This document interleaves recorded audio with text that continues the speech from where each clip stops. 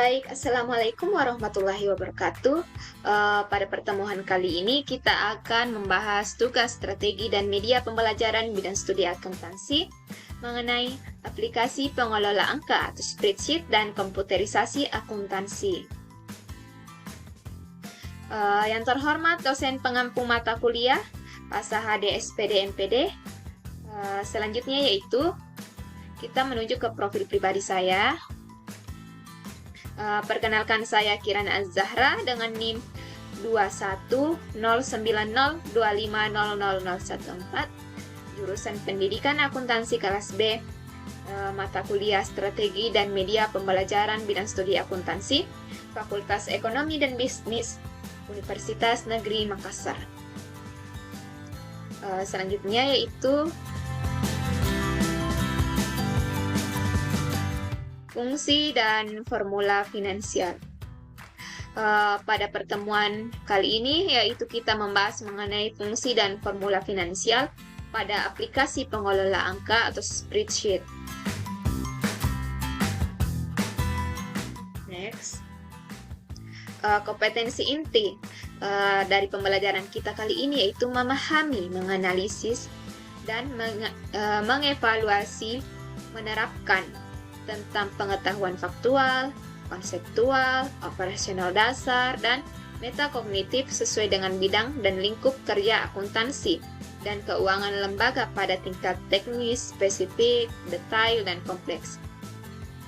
Berkenaan dengan ilmu pengetahuan teknologi, seni, budaya, dan humaniora dalam konteks pengembangan potensi diri sebagai bagian dari keluarga, sekolah, dunia kerja, warga masyarakat, nasional, regional, dan internasional.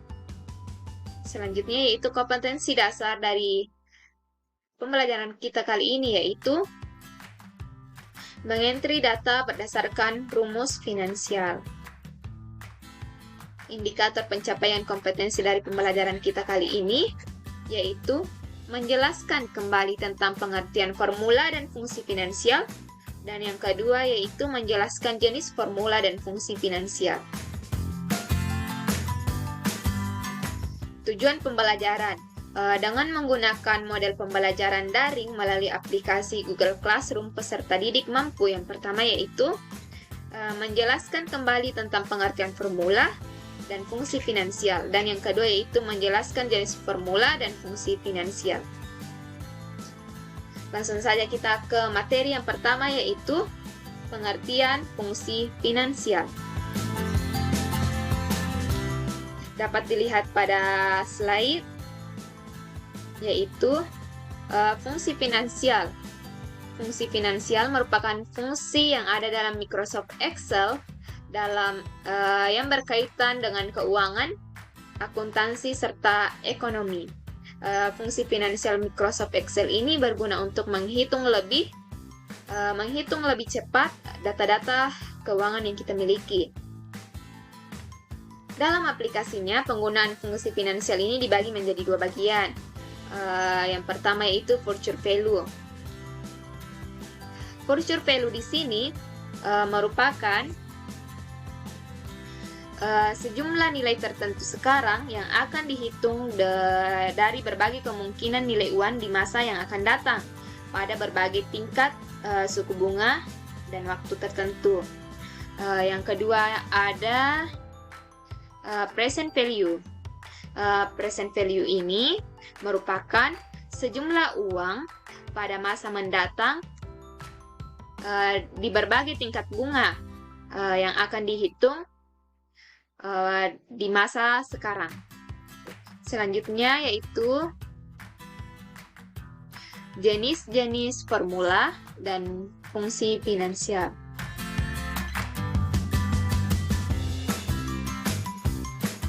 Jenis-jenis formula dan fungsi finansial. Yang pertama yaitu memanfaatkan fungsi SYD untuk menghitung nilai depresiasi.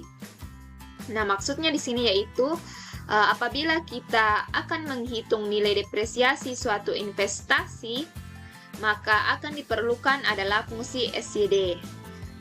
Fungsi SYD berguna untuk menghasilkan jumlah seluruh nilai depresiasi atau penyusutan suatu aset.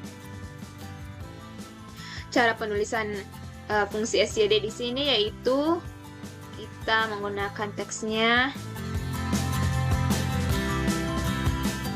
Nah, SYD sama dengan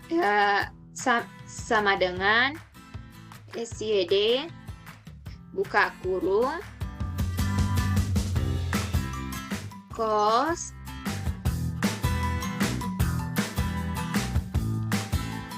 koma salvage koma live koma for tutup kurung. Kemudian cost di sini, yang ini kita tanda ya.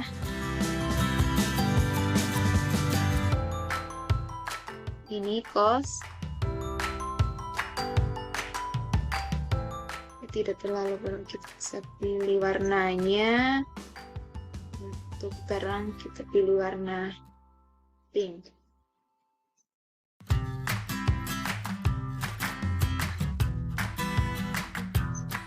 Cost di sini adalah harga beli aset yang akan disusutkan nilainya.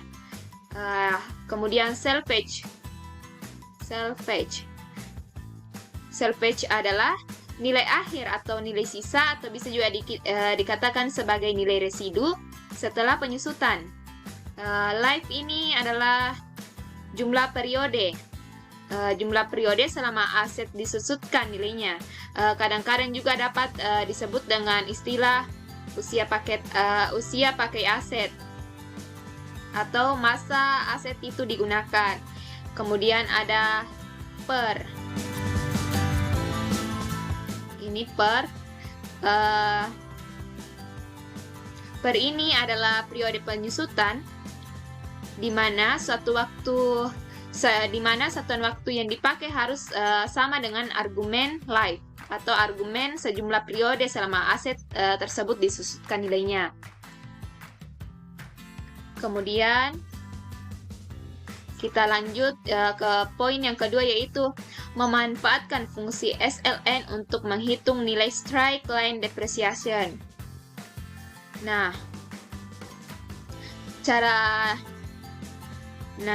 cara lain yang lazim untuk melakukan perhitungan depresiasi ialah dengan menggunakan sistem straight line depreciation, yaitu nilai penyusutan sepanjang tahun dan sepanjang periode depresiasi. Untuk itu, Excel menyediakan fungsi SLN untuk menghasilkan nilai penyusutan suatu aset secara garis lurus dalam suatu periode. Dengan cara penulisan fungsi SLN,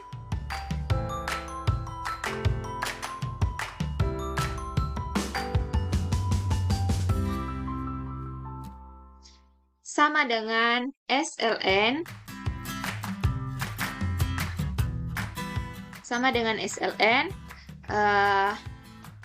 buka kurung cost koma salvage koma dan live, di mana cost tadi seperti yang dikatakan di sebelumnya, yaitu harga beli aset yang akan disusutkan nilainya. Cost ya.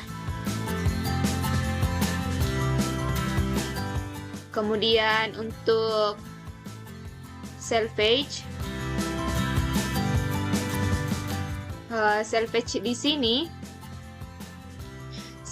sini adalah nilai pada akhir penyusutan. Kemudian live ini adalah sejumlah periode selama aset disusutkan nilainya. Sama dengan istilah tadi, yaitu bisa juga dikatakan sebagai usia pakai aset. Kadang-kadang perbedaan yang Dihasilkan dari SYD dan SLN ini jika dengan fungsi SYD besar nilai depresiasi semakin menurun setiap tahunnya. Sementara pada SLN nilai depresiasi sejak awal tahun hingga akhir tahun sama. Kemudian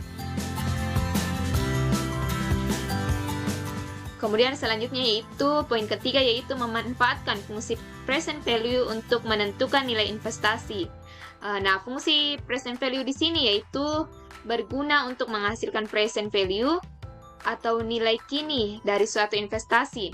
Nilai kini yaitu jumlah nilai pinjaman modal yang kita terima, baik atau buruknya nilai ini ditentukan dengan mengurangi pendapatan yang diterima dari laba investasi yang kembali ditanam. Maksudnya di sini yaitu jika nilai pendapatan itu ternyata lebih besar dari biaya investasi, maka itu dinyatakan baik. Kemudian terdapat juga cara penulisan fungsi present value. Di sini kita coba di sini yaitu sama dengan present value, buka kurung, rate.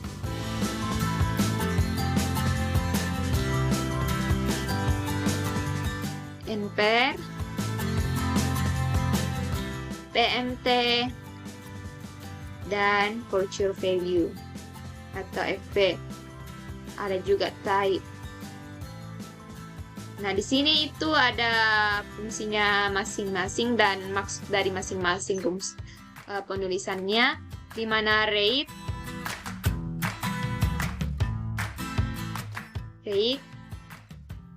di sini adalah besarnya persentase persentase bunga setiap periodenya.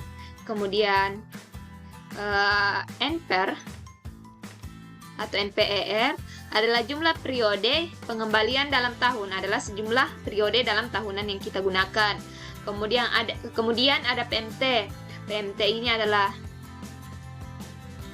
banyaknya periode angsuran per periode. Kemudian ada FP atau present value, adalah besarnya nilai pada akhir waktu jangka pinjaman.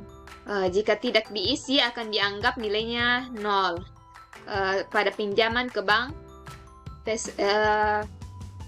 future value ini nilainya 0. Kemudian ada type. Type ini adalah terdiri atas 0 untuk in area dan 1 untuk in advance. Ini adalah cara penulisan dari present value. Kemudian kita lanjut ke poin yang keempat, yaitu memanfaatkan fungsi PMT untuk menentukan pembayaran suatu pinjaman. Maksudnya di sini yaitu apabila kita berencana untuk mengambil kredit suatu aset, kemudian kita ingin menghitung berapa besarnya angsuran bila lamanya pinjaman selama periode tertentu, dan dengan nilai bunga tertentu pula. Untuk keperluan tersebut, biasanya Excel mempunyai fungsi PMT yang sangat berguna untuk menghasilkan besarnya angsuran yang harus dibayar setiap bulan berdasarkan metode angsuran tetap yang nilainya sama dengan angsuran bunga sesuai dengan pinjaman. Formula ini menghasilkan angka yang negatif karena dianggap mengurangi. Kenapa negatif? Karena dianggap mengurangi besarnya pinjaman. Kemudian terdapat juga cara penulisan fungsi PMT.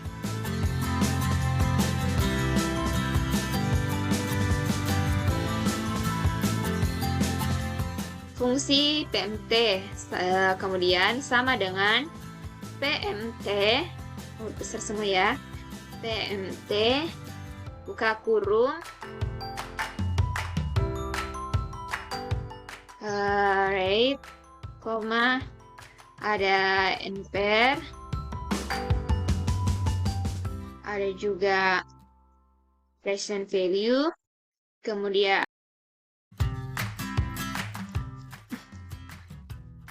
selanjutnya ya tadi kita sudah berada di PMT, kita tambahkan teks dulu.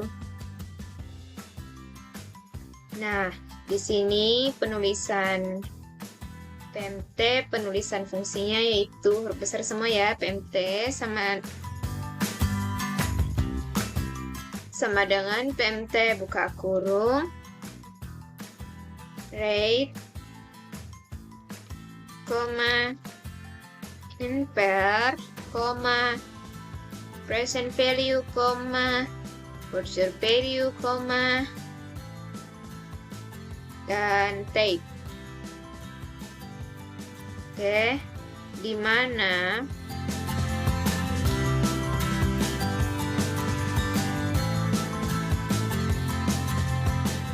rate rate ini adalah besarnya presentase bunga setiap periode tahun. NPR ini adalah jumlah kali pembayaran angsuran dalam satu tahun. Present value itu adalah besarnya nilai pinjaman awal, dan future value itu adalah besarnya nilai pada akhir jangka waktu pinjaman. Nah, pada future value ini, pada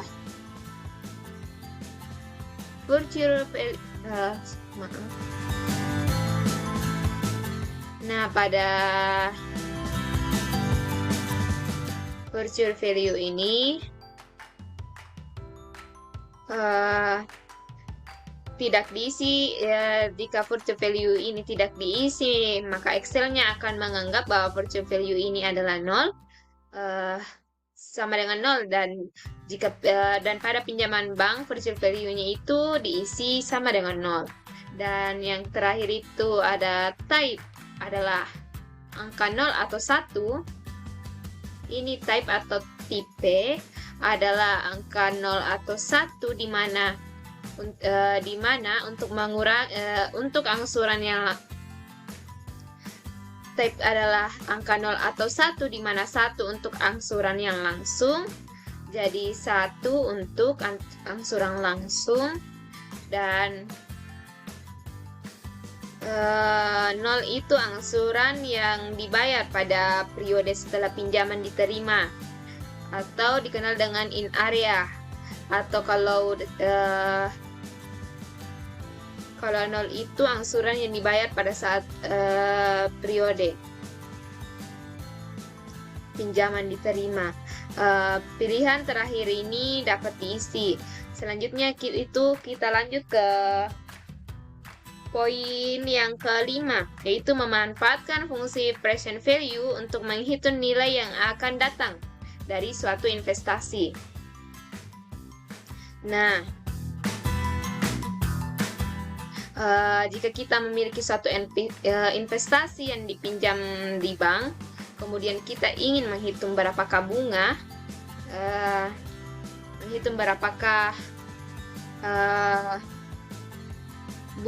atau berapa nilai investasi setelah 5 tahun yang akan datang, maka kita dapat menghitung dengan bantuan fungsi present value, future value. Fungsi ini digunakan untuk menghitung nilai yang akan datang pada dari suatu investasi atau pinjaman bank pada suatu periode, apabila diperhitungkan dengan angsuran dan dengan menggunakan bunga tetap. Terdapat juga cara penulisan fungsi future value ini. Sebagaimana tadi telah dijelaskan di atas, bahwa future value itu sama dengan yang di atas pada poin yang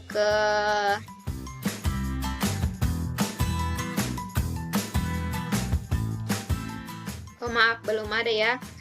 Hampir sama rumusnya, namun dalam future value ini penulisannya seperti ini.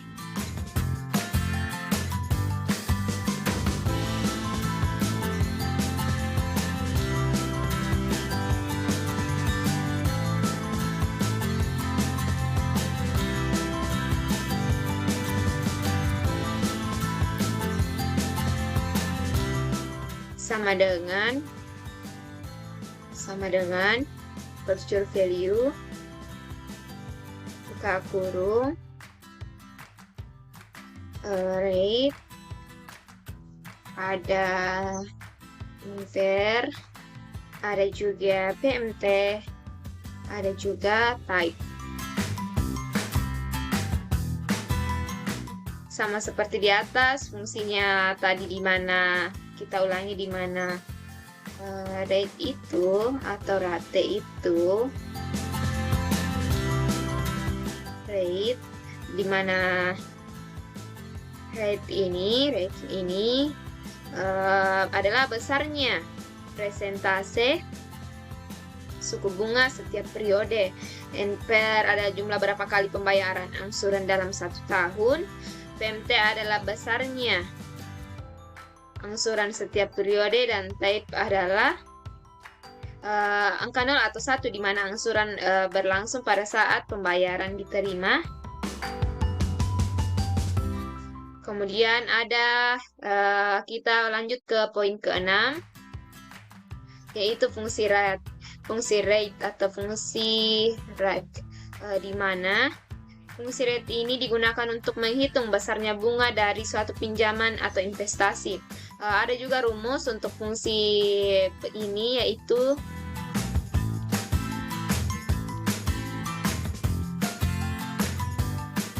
rumusnya sama dengan rate. Ini itu dimasukkan ke dalaman ya Excel. Ketika kita menggunakan aplikasi Excel.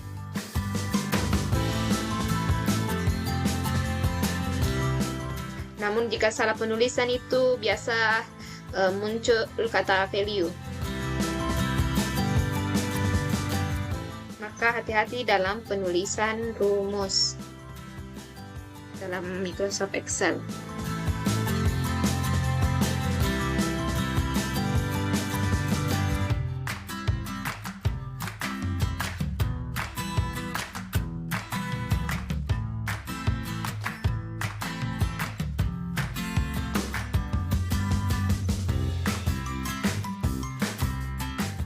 Ini adalah rumus-rumus Excel yang digunakan. Ini adalah khusus untuk fungsi rate. Ini adalah rumusnya ya. Kemudian kita masuk ke poin ke-7, yaitu fungsi NPR atau NPR. Nah, di sini fungsi ini berguna sekali untuk menghitung periode atau jangka waktu untuk untuk pembayaran dari harga yang dibeli secara kredit, di mana memiliki syarat utamanya yaitu tingkat suku bunga dan jumlah secara angsuran konstan. Ada juga rumus dari NPR ini, yaitu hampir sama dengan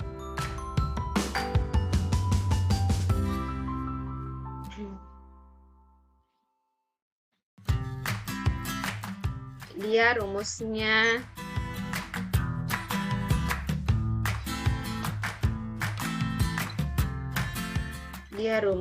yaitu sama dengan NPR buka kurung. Kalau kita menuliskan rumus di dalam Excel itu selalu diawali dengan kata sama dengan ya.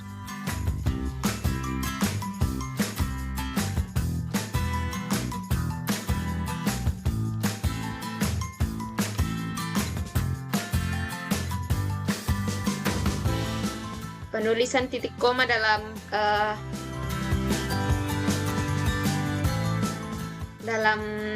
Excel juga itu sangat berpengaruh ya, atau spasi yang digunakan. Ini adalah rumus dari NPR. Nah, itulah tadi materi mengenai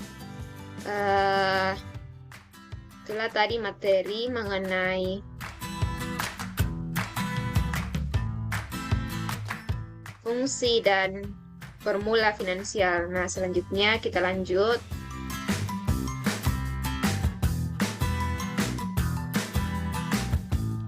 Nah, di sini kita ada materi kedua dari tugas ini, yaitu fungsi menu dalam MEOP.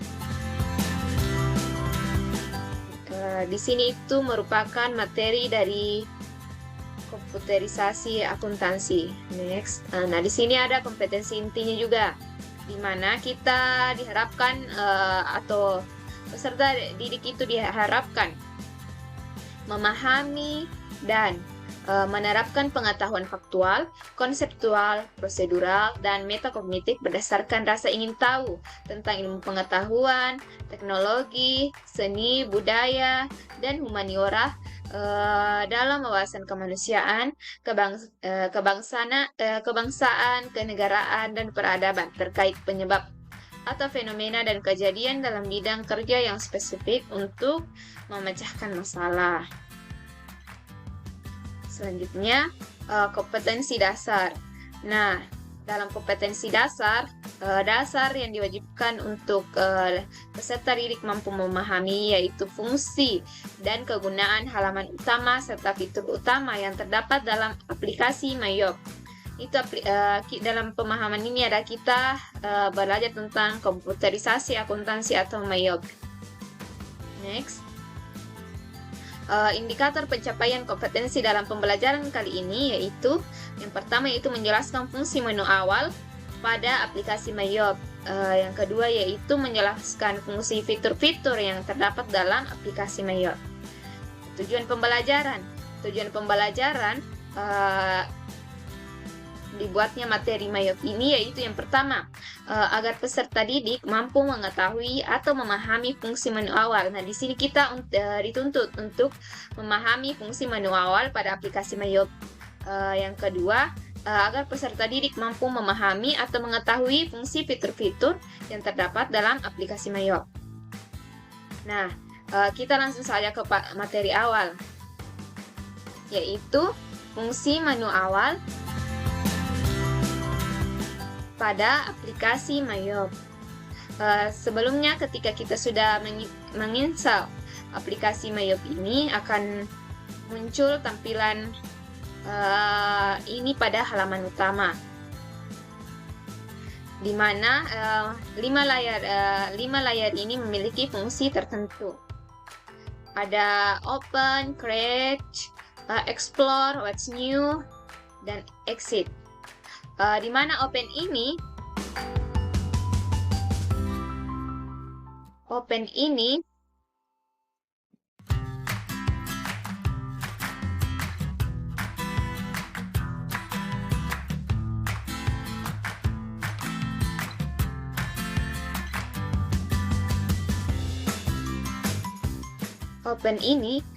berfungsi untuk membuka data perusahaan yang akan dibuat sebelumnya.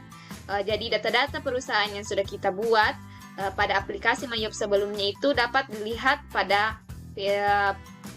tampilan layar yang pertama ini atau tools yang pertama ini yaitu Open. Kemudian yang kedua itu ada Create. Di sini itu digunakan untuk membuat data perusahaan yang baru. Jadi ketika kita ingin membuat data perusahaan baru atau menginput data-data perusahaan yang baru untuk mengetahui laporan keuangan persediaan, kita create dan membuat menu baru pada aplikasi Mayop ini, di mana digunakan untuk membuat data perusahaan yang baru beserta dengan nama perusahaan, alamat, tanggal, bulan, dan tahun transaksi berjalan pada pencatatan transaksi. Kemudian yaitu ada Explore. Nah, di sini Explore digunakan untuk melihat fitur-fitur apa saja yang dimiliki Mayop jika kita belum membuat atau memiliki data perusahaan. Jadi di sini Explore itu fitur-fitur yang terdapat dalam aplikasi Mayop nanti akan dibahas pada slide selanjutnya. Kemudian ini What's New ini merupakan proses pengupdatean baru dari aplikasi Mayop. Jika ingin keluar, kita klik Exit. Maka Mayop akan keluar dan kembali ke file kita yang sebelumnya ya. Untuk keluar dari halaman Mayop ini, kita klik Exit saja. Nah, selanjutnya di sini kita masuk ke dalam fungsi fitur aplikasi dalam Mayop. Fitur-fitur yang terdapat dalam aplikasi Mayup ini ada akun, ada banking, ada sales, ada time billing, ada purchase, ada payor, ada inventory, dan ada cart file.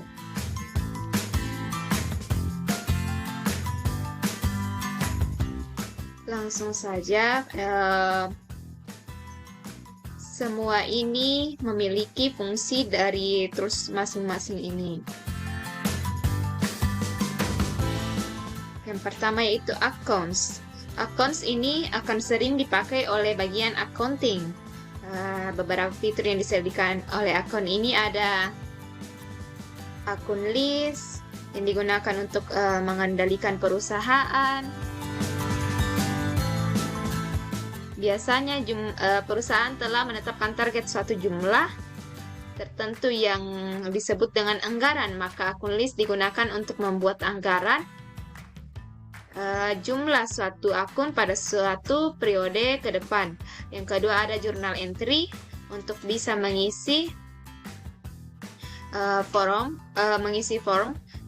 Ini dengan benar kita harus memisahkan sendiri akun yang masuk sebelah debit atau sebelah kredit.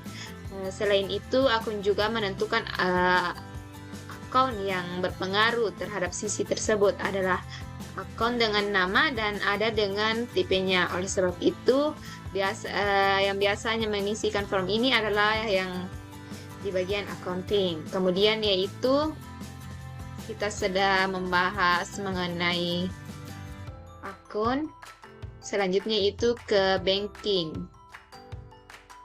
Nah, banking adalah transaksi yang berhubungan dengan bank atau cash. Beberapa fitur yang disediakan adalah ada spin money, ada yaitu di mana spin money itu transaksinya bersifat mengeluarkan uang untuk keperluan usaha. Jadi ketika ada pengeluaran untuk keperluan usaha, maka kita menggunakan tools yang bagian spin money. Transaksi yang akan dicatat di menu ini seperti membeli perlengkapan, yang dicatat di menu seperti membeli perlengkapan ATK, membayar beban usaha, beban biaya, menyetorkan uang tunai ke bank, mengeluarkan cek, dan untuk keperluan intern maupun eksternal. Yang kedua ada receive money. Receive money yaitu kebalikan dari spend money. Jadi jika spend money itu bersifat yang mengeluarkan untuk keperluan usaha atau ada pengeluaran, kita catat di spend money. Kalau receive money itu ketika ada pemasukan atau penerimaan kas dari bank selain dari customer seperti penerimaan pinjaman uang, pendapatan bunga, pengembalian pinjaman. Yang ketiga ada print check dan mencetak cek langsung dari komputer. Pencetakan cek secara langsung dari komputer ini menggunakan printer. Yang keempat ada prepare bank deposit, yaitu proses pencairan cek atau giro yang diterima dari customer atau card yang lainnya. Kita dapat mencairkan beberapa jenis giro. Ada juga bank register. Di dalam bank register.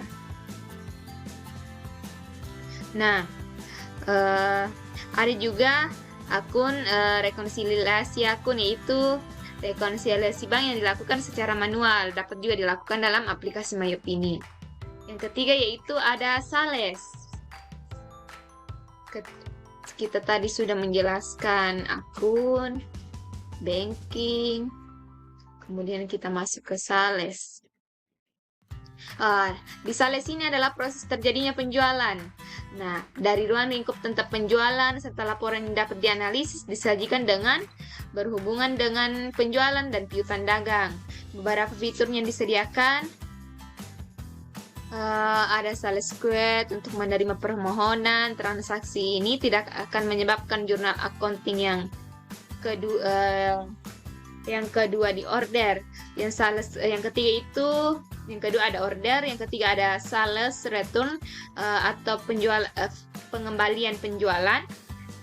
Menyediakan form khusus untuk pengembalian retur penjualan. Cara pengisiannya sama dengan sales biasa. Kemudian yang keempat ada receipt payment. yaitu transaksi penerimaan pembayaran piutang. Jadi jika ada penerimaan pembayaran piutang, maka dia menggunakan receipt payment. Kemudian ada yang kelima, invoice, yaitu kegiatan pengiriman tagihan kepada konsumer. Selanjutnya itu ada time billing. Kita masuk ke time billing. Fungsinya hampir sama dengan sales. Beberapa fitur juga disediakan, ada active list, ada daftar jasa atau yaitu daftar jasa. Kemudian ada interactive slip, ada active log, ada report time billing atau laporan dari kegiatan time billing. Kemudian ada purchase, ini berkaitan dengan pembelian. Beberapa fiturnya ada purchase quote, berguna untuk membuat permohonan atau pengembalian barang. Ada yang kedua itu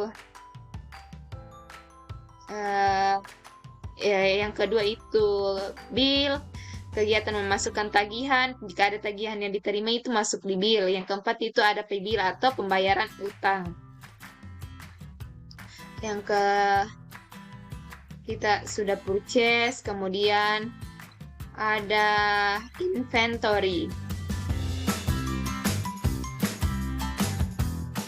Inventory ini merupakan tempatnya persediaan. Jika ada persediaan, maka dicatat di bagian inventory ini. Kemudian fitur-fiturnya yaitu ada item register, yaitu form untuk mengetahui posisi keuangan yang dimiliki perusahaan. Ada item list, ada juga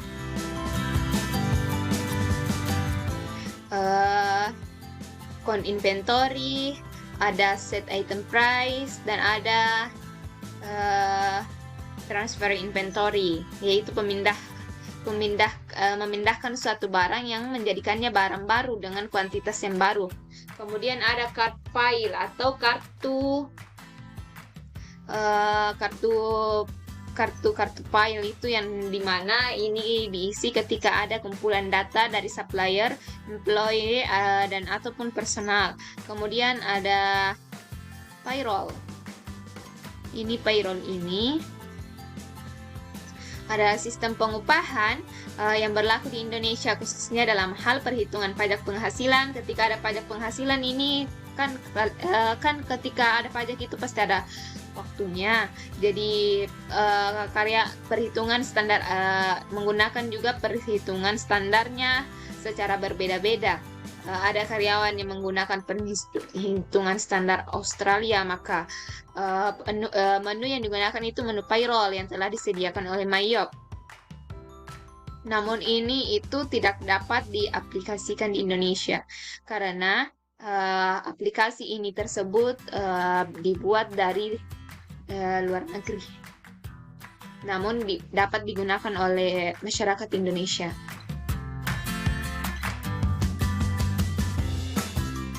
Nah, itulah tadi presentasi dari saya mengenai aplikasi pengelola angka atau spreadsheet dan komputerisasi akuntansi atau Mayop pada media pembelajaran Screencast-O-Matic. Di sini saya menggunakan Screencast-O-Matic dalam media pembelajaran untuk mengimplementasikan media pembelajaran saya ini, di mana di sini mempermudah saya dalam menggunakan pensil, menggunakan label, menulis teks, menambahkan kotak, dan di sini juga itu memudahkan saya dalam mendownload aplikasinya, di mana dalam mendownload aplikasinya itu tidak memerlukan banyak ruang sehingga laptop yang kecil pun bisa mendownloadnya. Kemudian berukuran kecil itu bisa mendownloadnya. Kemudian proses downloadnya pun tidak lama. Sekian